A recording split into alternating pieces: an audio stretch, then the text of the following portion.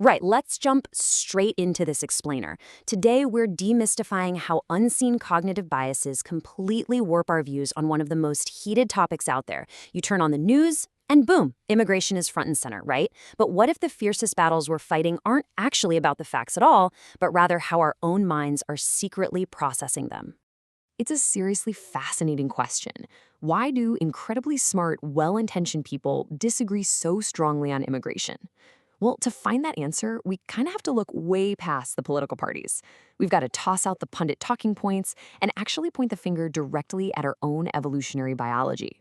Because as it turns out, we're just not the purely rational agents we'd really like to think we are. So here's our roadmap for today. First, we'll cover what cognitive biases actually are, then we'll hit confirmation and availability biases, dive into in-groups, halos, and horns, explore why ambiguity breeds bias, and finally look at how to check your own biases. All right, part one. What are cognitive biases? Basically, the brain's mental shortcuts. So, what are they? Cognitive biases are essentially predictable mental shortcuts. You see, instead of objectively evaluating every single piece of information that comes our way, our brains literally save energy by just jumping to conclusions. And here's the absolutely crucial point. These aren't just mistakes made by the other side. They are completely normal, lightning-fast shortcuts that influence every single one of us. They work fast, and they definitely don't wait around for a calm 30-minute review of the data. Just wrap your head around the sheer density of the cognitive bias codex. It is absolutely wild and perfectly illustrates just how many biases our brains have to constantly juggle.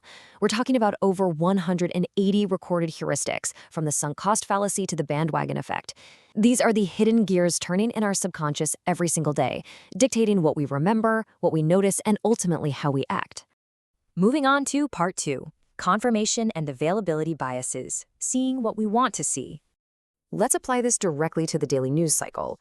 When we look at immigration, confirmation bias totally takes over. Folks favoring stricter policies instinctively focus on, remember, and share stories involving crime, border violations, or maybe strained public services. On the flip side, folks favoring open policies actively seek out and highlight economic contributions, humanitarian concerns, and those really inspiring success stories. And you know what? Both groups are entirely sincere, yet both are quietly ignoring the exact information that complicates their preferred view world. And then this compounds with availability bias. That's where we judge how common something is based purely on how easily an example pops into our heads. So, a horrific, highly publicized crime committed by an immigrant might lead some to vastly overestimate immigrant crime rates overall. Conversely, a highly visible success story, say an immigrant founding a billion-dollar tech company, can lead others to assume the system works flawlessly for everyone. These vivid, emotional stories easily overpower boring statistics just because they're so much easier to recall. Part 3. In-groups, halos, and horns. Basically, how we judge others.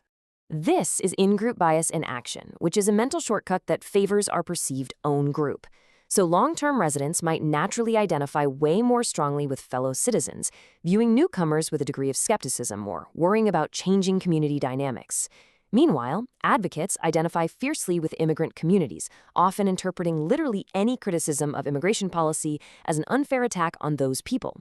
This bias makes it incredibly hard to appreciate the legitimate concerns expressed by the other side, simply because we're hardwired to protect our in-group.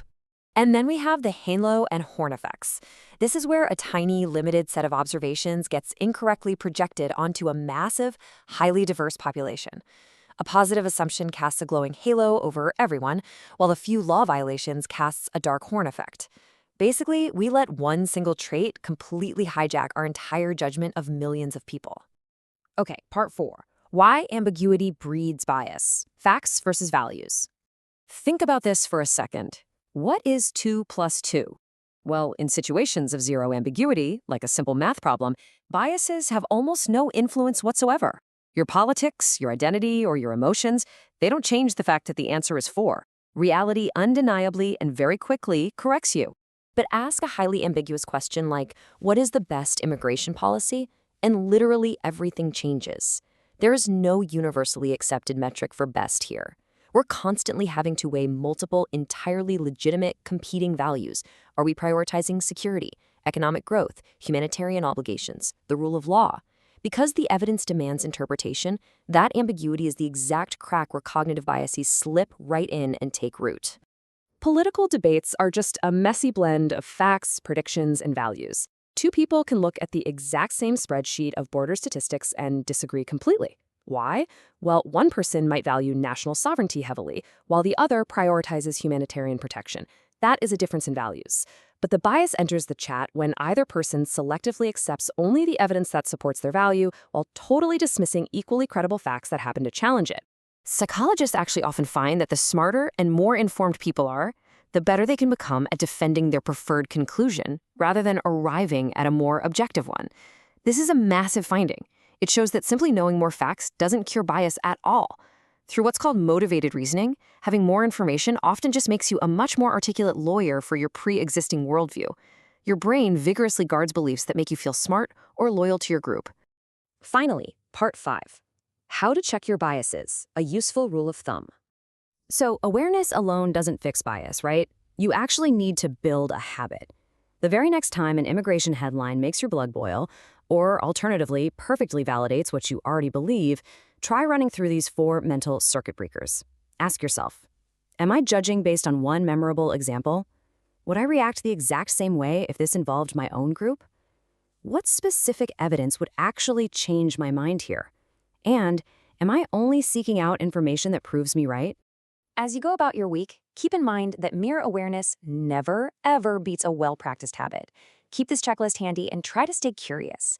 Because right now, at this very second, your brain is absolutely taking a shortcut. The only question is, which cognitive bias is quietly shaping your worldview right now?